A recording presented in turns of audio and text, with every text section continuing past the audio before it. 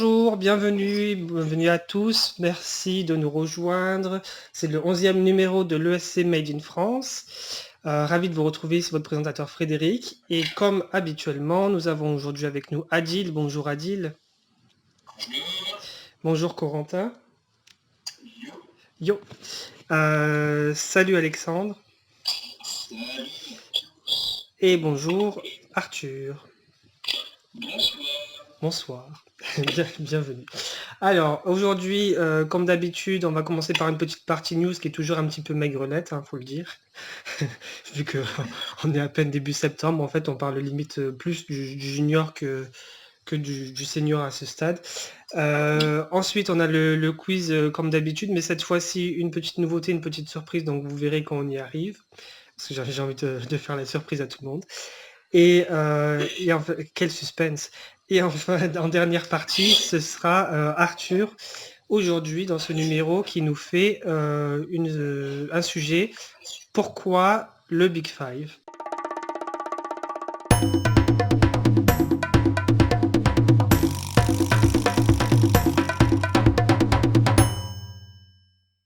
Donc, on commence par la première partie, les news. Alors, les news, on a entendu la semaine dernière, c'est le décès de Ulapia. Ulapia qui avait représenté le Danemark au concours en 1966. C'était l'année où l'Autriche avait gagné. Et donc, une grande chanteuse danoise qui faisait de la pop et du jazz. Et dont j'avais adoré la chanson. Enfin, comme beaucoup de chansons des années 60, à mon avis, comme ça, c'était un peu trop du style banger qui secoue, ça n'a pas dû plaire au jury guindé de l'époque, et donc il s'était craché. Elle avait fait 4 petits points, et elle était arrivée 14e sur 18. Et le truc, c'est que suite à sa participation, le Danemark nous avait fait un petit coup d'Italie, c'est-à-dire qu'ils étaient partis pendant 12 ans par la suite, et ils étaient revenus seulement en 78, quand le concours était organisé à Paris, l'année suivant la victoire de Marie-Myriam.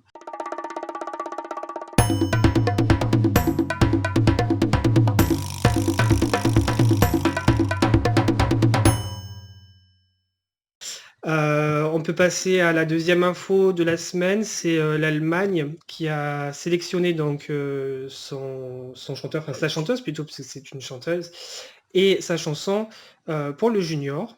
Donc là, peut-être Arthur, je te laisse la parole pour en parler un peu plus. Oui, donc à l'issue d'une finale nationale, c'est la chanson Stronger With You interprétée par Suzanne qui en est sortie vainqueur. Donc tu as écouté la chanson, j'imagine, Arthur. Oui, exactement. Hormis quelques fausses notes, Mhm. je trouve la chanson, elle m'a un petit peu emporté et je la verrais bien, bien placée au télévote parce que c'est l'Allemagne, c'est un gros pays, il y aura beaucoup de soutien. Ouais, S'ils gardent l'ancien système de télévote, bien évidemment. ouais. Mais voilà, à part ça, oui, je la vois bien placée, elle pourrait en séduire plus d'un. Adil, tu as un avis aussi sur la chanson?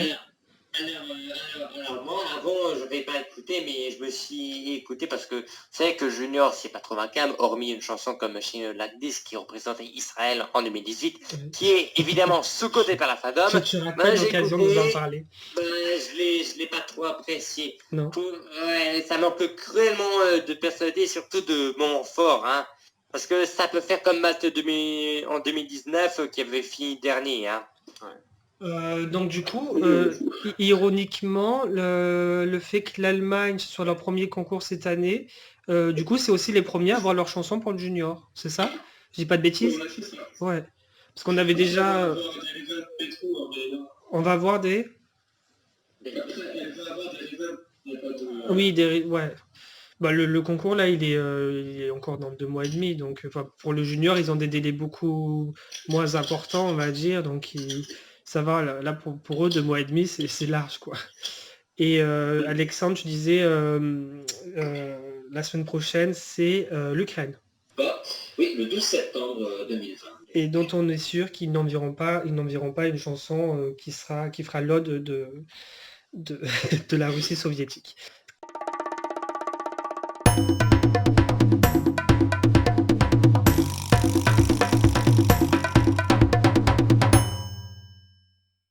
Alors, le quiz. Suspense. Cette fois-ci, la surprise que j'ai préparée, c'est très simple. Je vais, alors, comme vous êtes 4 cette fois-ci, donc vous aurez 2 chances chacun de marquer un point. Ce que je vais faire, c'est que je vais commencer à lire des paroles de chansons et vous devrez me dire de quelle chanson il s'agit.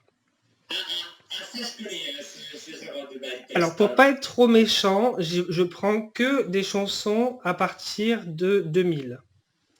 Donc, j'espère que ça remonte pas trop pour vous. On verra si vous pouvez retrouver. On va commencer avec toi, Adil. Ça tombe très bien que tu aies pris la parole. Et en fait, on va dire que ça commence assez facilement. Enfin, j'espère, du moins pour toi. J'y vais. Alors, première ligne. Can you feel the love power? Can you feel the love? I wake up every morning, another day on my own. I'm in the eye of the storm, and I feel so alone.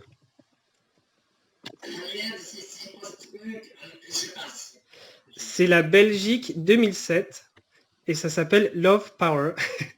Et tu vois, c'était dans la première ligne. C'est bon. C'est ballot. Ok, donc suivant, c'est qui? C'est Corentin. On va voir s'il connaît bien ses paroles Eurovision. Je te sors une deuxième chanson. Bon, en fait, là, je suis sur un truc et ça me fait random. Et du coup, des fois, ça me sort des vieux trucs. Donc, je suis obligé de meubler avant qu'il me sorte une bonne chanson. Alors, bon, là aussi, ça va être extrêmement facile. Corentin, si tu trouves pas ça, ce sera encore pire que pour Adil. J'y vais. Sanomi Ele, Manila Kiranu, Alia Irema. Oui, très bien, félicitations, un point pour toi. Qu'est-ce que c'était difficile. Il connaît bien ses paroles, Corentin.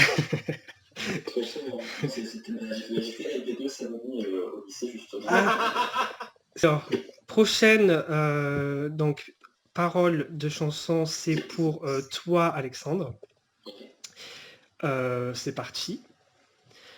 Stoposto Teliubam, Stoposto Eda, Anadesh Dagubam, Yasnemnam Namera. Oui, tu l'as. Stoposto Teliubam. Ah ouais, oui, tu l'as, mais oui, exactement, bravo, félicitations, un point pour toi, Alexandre. Donc, pardon, j'ai pas compris. Ah oui, ouais, non, ça a été massacré, c'est clair.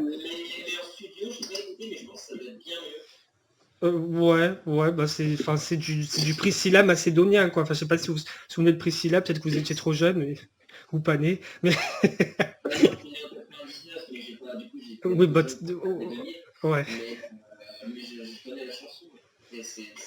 C'est le genre de truc qu'on aurait de nos jours aux juniors, quoi. C'est voilà. Non, il y a eu pire. Hein. Bah, d'ailleurs, elles ont été loin d'être dernières. Elles ont fait 15e sur 24, donc c'est pas si mal. Hein. À l'époque, c'était le meilleur classement de Macédoine. Hein. Merci la diaspora. Alors, Arthur, est-ce que tu es prêt? Bon, là, franchement, c'est un coup de chance aussi. Tu devrais trouver sur le coup. À moins que tu connaisses pas tant que ça les années 2000. J'y vais. Aide Croci, Croci Hiposcoci, Tissimeni, Zapalaza Oti. Oui.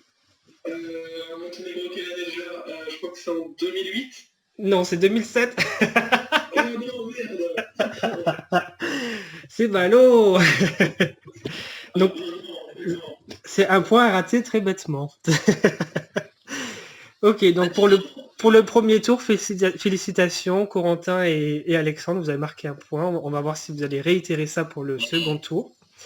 Donc on retourne vers toi, Adil. On va voir si tu auras l'occasion de marquer au moins un point. Alors là, franchement, tu devrais... Enfin, à chaque fois, je dis que tu devrais trouver rapidement, mais des fois, vous me prouvez le contraire, donc je vais arrêter de faire ce genre de remarques. Donc, c'est parti. This is your captain speaking. I'd like to welcome you aboard this Eurovision flight. The duration will be 3 minutes exactly. Now sit back, relax.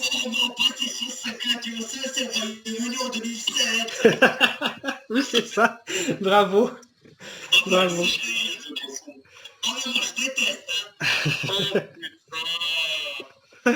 Bah c'est bien, ça t'aura au moins fait gagner le point. Tu la détesteras un petit peu moins. Alors, on retourne sur Corentin. Est-ce qu'il va me sortir un truc de 2000? Alors là, je suis en train de faire... Ah voilà, ça y est, j'ai trouvé une chanson d'après 99.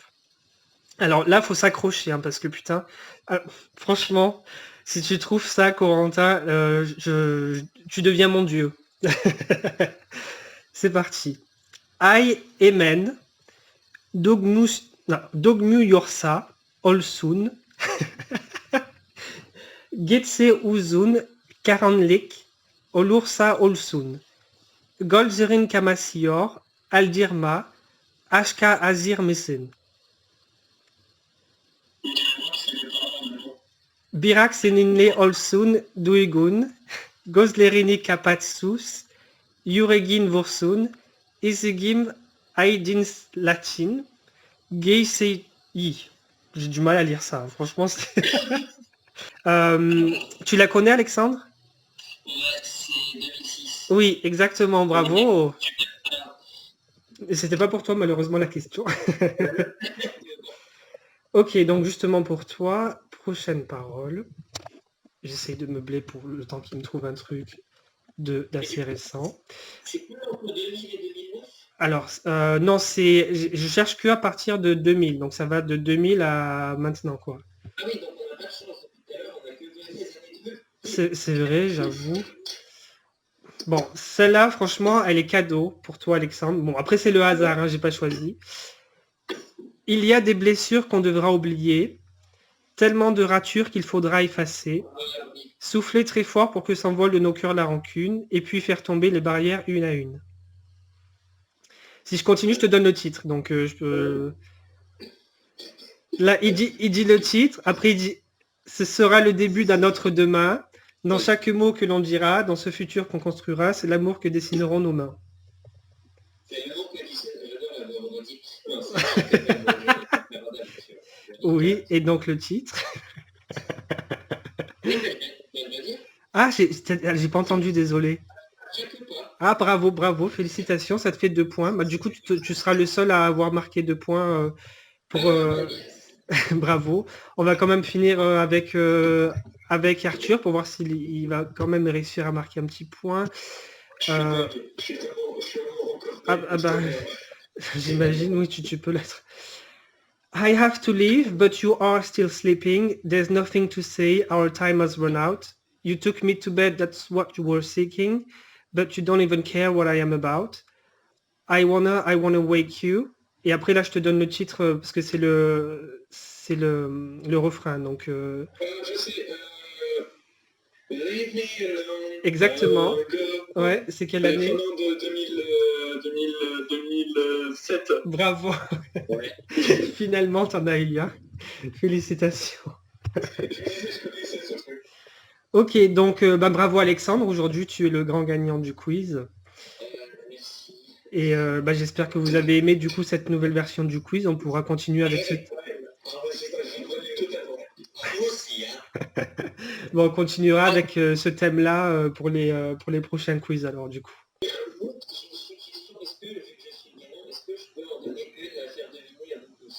Ah oui, bien sûr, oui, vas-y, pourquoi pas.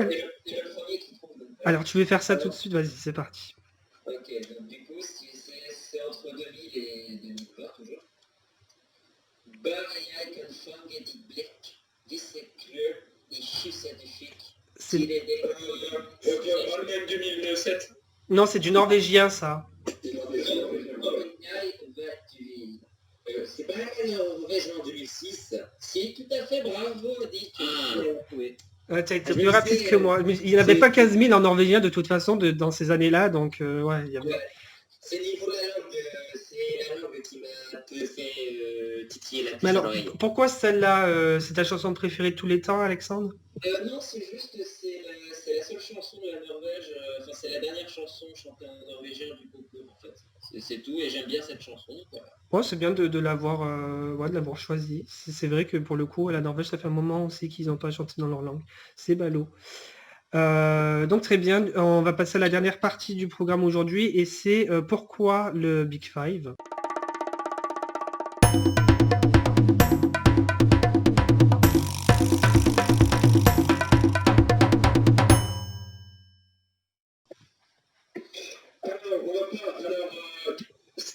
Cette idée de rubrique me vient d'un petit coup de gueule par rapport à tous les gens qui ne comprennent pas à quoi sert le Big Five et pourquoi l'Eurovision n'existerait pas sans le Big Five.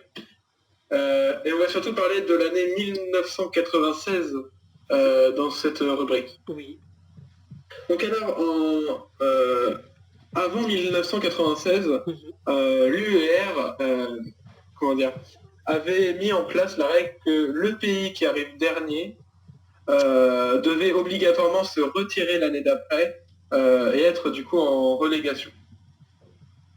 Et avec l'afflux de nouveaux pays qui arrivaient en 96, l'UER décide de faire une nouvelle règle, une règle qui sera reprise plus tard mais dans un style différent, des présélections. Les présélections consistent à ce qu'un pays, comment dire, à ce que plusieurs jurys nationaux se réunissent pour écouter les chansons et désignent les 22 chansons sur 28. Et il y en avait 30, je crois. Mais il n'y en avait pas 30, non Pardon. Merde, je t'ai niqué ton truc.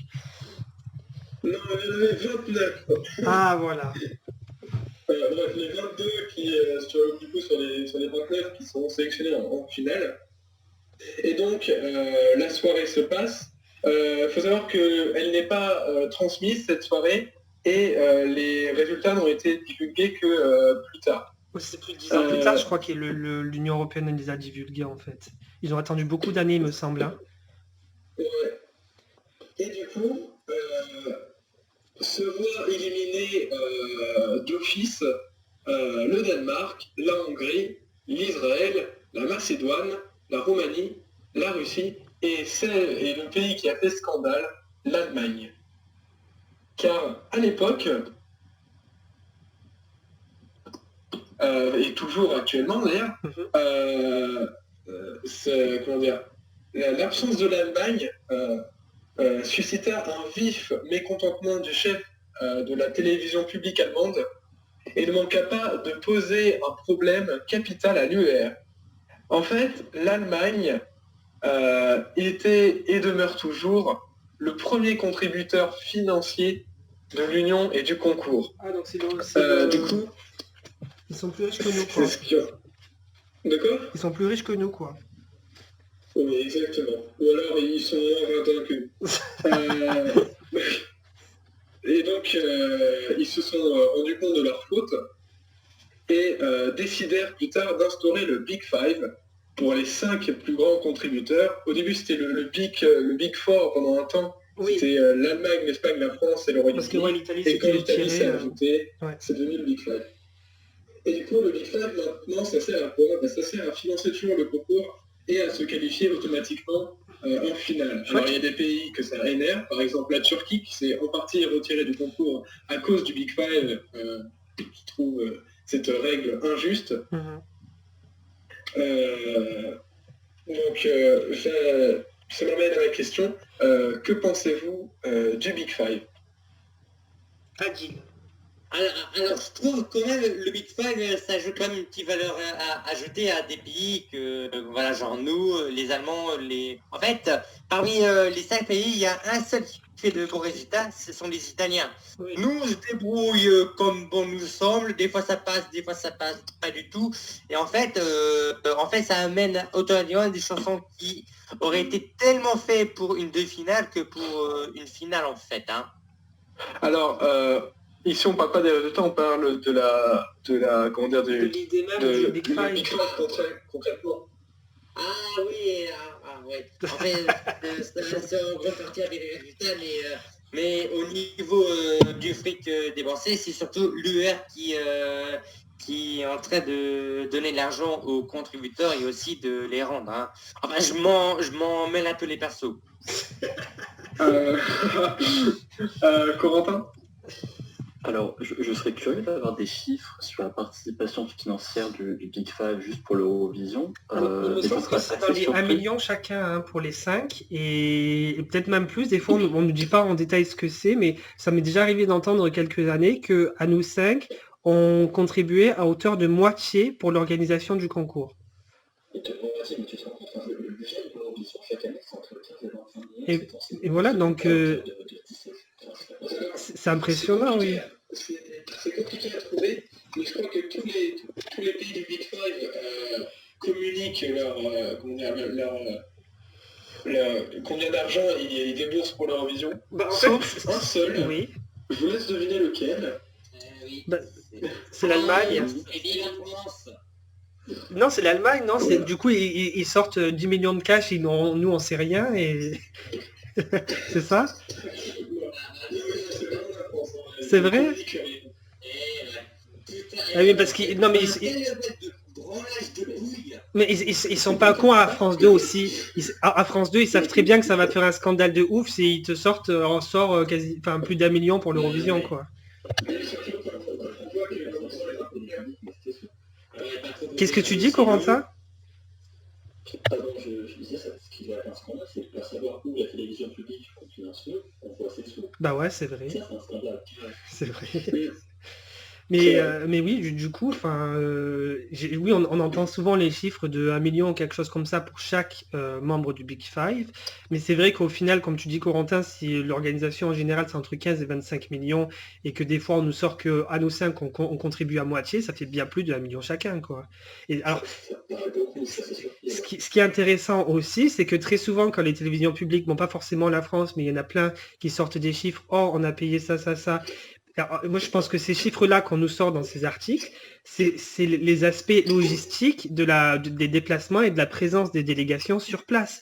Mais c'est pas les chiffres concrets que donnent les télévisions publiques pour l'organisation structurelle du concours, en fait. On nous donne jamais ces chiffres-là. Et c'est ce genre d'information qui nous manque. Et je pense que ça, c'est pas forcément que France Télévisions qui omet de nous le donner. C'est une bonne partie des télévisions publiques d'Europe.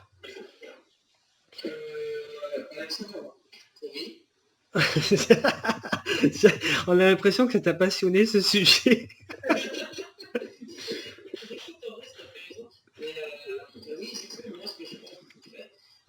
C'est un choix qu'a fait l'Union européenne des chiffres, on ne peut pas leur reprocher, c'est leur choix et puis il y a des avantages très clairs qui ont été constatés, sinon effectivement le concours n'aurait peut-être même plus existé. Donc voilà. On te perd, Alexandre, tu es là? Et ça aurait pu même été pire. Par exemple, je sais pas si...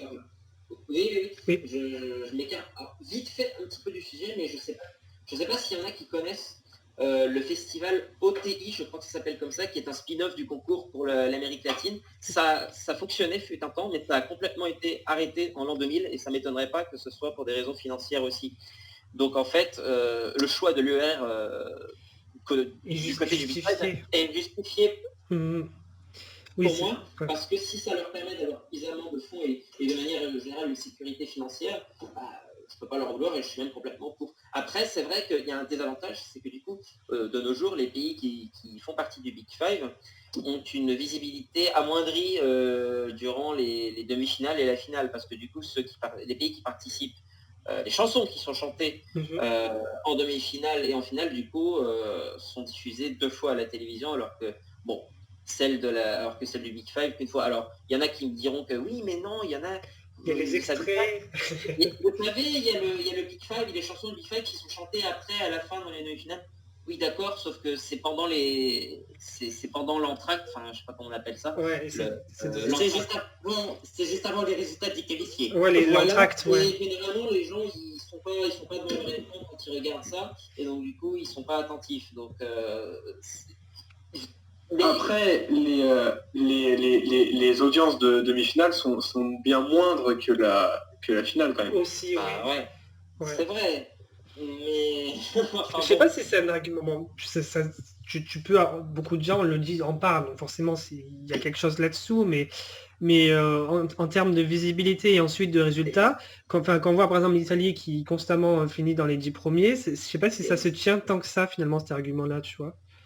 Voilà, après, moi, ce que j'aurais fait plus, alors vous avez le droit de être d'accord. Mhm. Moi, ce que j'aurais fait, en fait, c'est que, par exemple, je sais pas, pour 2021, par exemple, ce que j'aurais fait, c'est que du coup, pour la première de finale, je sais pas, on va dire l'Allemagne, la France et les Pays-Bas, tiens, vu qu'ils sont qualifiés d'office parce qu'ils ont gagné, ils font partie, entre guillemets, du Big Five, bon, un peu différent avec le Pays-Bas, mais du coup, ils chantent quand même avec les autres pays, donc ils ont un ordre, mais ils sont quand même qualifiés. Et c'est-à-dire que si jamais, par exemple, il y en a un ou deux ou trois qui sont dans les 10 premiers, et ben, ils débordent, c'est-à-dire qu'ils prennent les 11e, 12e et 13e, du coup, qui ne font pas partie du Big Five, et après, de la même chose pour la deuxième Moi, ça demi-finale. veut dire qu'il laisserait le vote ouvert pour les pays du Big Five aussi. Non. C'est juste pour une question de visibilité. D'accord. Donc j'ai pas compris en fait l'histoire de 11e, 12e, 13e. C'est-à-dire, par exemple, si dans les 10 premiers, Ouais. donc, des places qui permettent de se qualifier, par exemple, je sais pas, il y a les pays qui ne font pas partie du Big Five habituellement. Oui. Plus, par exemple, je sais pas, il y a, mettons, il y a tous les trois pays du Big Five Oui.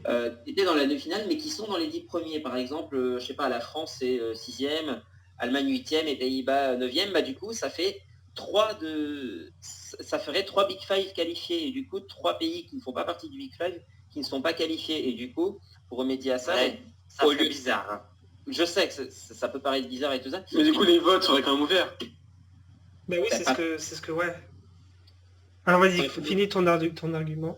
Ah oui, du coup, oui, les versions ouvertes, vous avez compris. Et du coup, les pays qui sont en dehors à cause des trois pays-là, du coup, donc ces pays-là qui seraient d'ordinaire 8e, 9e, 10e, bah du coup, à cause du Big Five, ils seraient 11e, 12e, 13e, mais ils seraient quand même qualifiés. Vous voyez ce que je veux dire ou pas?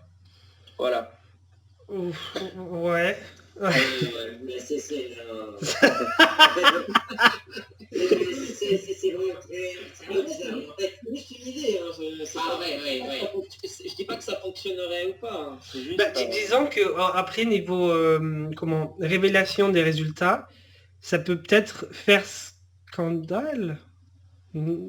Parce que si par exemple, imaginons que nos chansons en vrai elles soient nulles année après année et que ça se reflète vraiment dans les résultats des demi-finales et que je sais pas au bout de 3-4 ans il y a un soulèvement qui dit oh mais de toute façon ils font chier le Big Five parce qu'ils sont toujours dans les derniers de la demi-finale, ils méritent pas d'être en finale quoi. Enfin, tu vois ça peut être déjà un argument contre ce que tu viens de dire. Mais pas forcément les dernières places, mais même en dessous de la 10e, tu vois. Et ça, je pense que ça arriverait très souvent en vrai. Mais peut-être que ce système-là, justement, permettrait quelque part, même si ça jouerait pas, enfin, ça aurait pas un effet objectif de qualification, mais ça permettrait d'avoir de la visibilité pour les sélections nationales de ces pays-là, de savoir comment il faut taper pour être plus juste, et ben seulement se baser que des résultats de finale, quoi. Oui, de ce côté-là, ouais, ça peut être intéressant. Ouais. Bon, c'est une piste parmi d'autres, je pense. Pas pour Arthur. D'accord.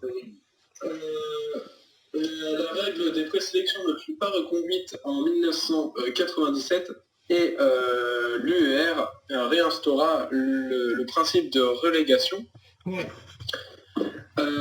Et du coup, l'enfant, entre guillemets, de la présélection, les demi-finales, arriveront en 2004, si je ne me trompe pas. Hein, voilà. Arriveront en 2004 et donneront des résultats plus égalitaires et sauveront, entre guillemets, le concours, parce que le concours pourra accueillir encore plus de participants, mais à la fois garder les plus gros contributeurs en finale.